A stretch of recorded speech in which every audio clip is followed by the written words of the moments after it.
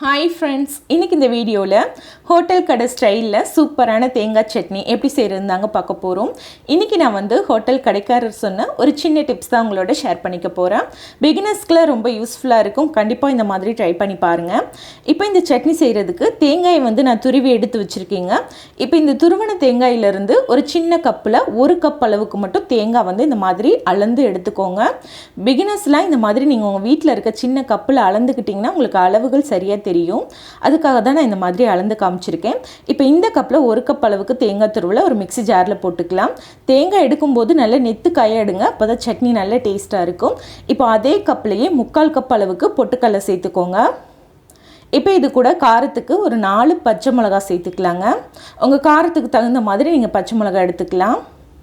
இப்போ இதில் ஒரு சின்ன பல்லளவுக்கு பூண்டு சேர்த்துக்கலாம். கூடவே ஒரு சின்ன துண்டு அளவுக்கு புளி சேர்த்துக்கோங்க.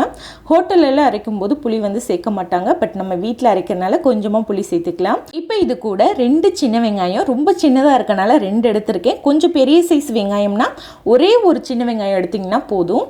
வெங்காயம் சேர்த்துட்டு இது கூடவே தேவையான அளவுக்கு உப்பு சேர்த்துக்கோங்க. வெங்காயம் அதிகமாக சேர்த்துடக்கூடாது, அது ரொம்ப முக்கியம். இப்போ இதை ஃபஸ்ட்டு நம்ம நல்லா கொரன்னு அரைச்சிட்டு அதுக்கப்புறமா தண்ணி சேர்த்து நல்ல ஒரு சட்னி பதத்தில் அரைச்சி எடுத்துக்கலாம். இப்போது சட்னி நான் அரைச்சி எடுத்துட்டேங்க. உங்களுக்கு சட்னி பார்த்திங்கன்னா ரொம்பவும் கொரன்னு இருக்கக்கூடாது, அதே மாதிரி ரொம்ப வலுவலுன்னு அரைச்சிடக்கூடாது.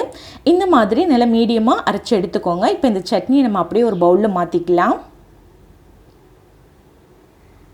இப்போ இந்த மிக்ஸி ஜார்லேயே தேவையான அளவுக்கு தண்ணி ஊற்றி நல்லா கலந்து ஊற்றிக்கோங்க. சட்னி உங்களுக்கு எந்த அளவுக்கு திக்காவோ இல்லை தண்ணியாவோ வேணுமோ அதுக்கு தகுந்த மாதிரி நீங்கள் தண்ணி சேர்த்து நல்லா கலந்து எடுத்துக்கலாம். உப்பு சரியாக இருக்கான்னு பார்த்துட்டு உப்பு பத்தலை அப்படின்னா இந்த ஸ்டேஜில் நீங்கள் சேர்த்துக்கோங்க.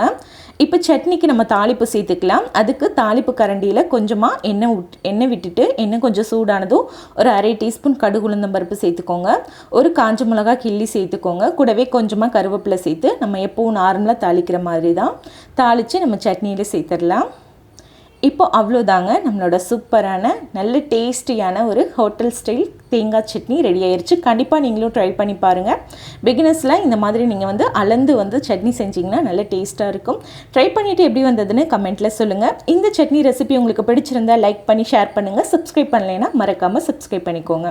நாளைக்கு ஒரு சூப்பரான ரெசிபியோடு நான் உங்களை மீட் பண்ணுறேன் ஃப்ரெண்ட்ஸ். தேங்க்யூ, பாய்.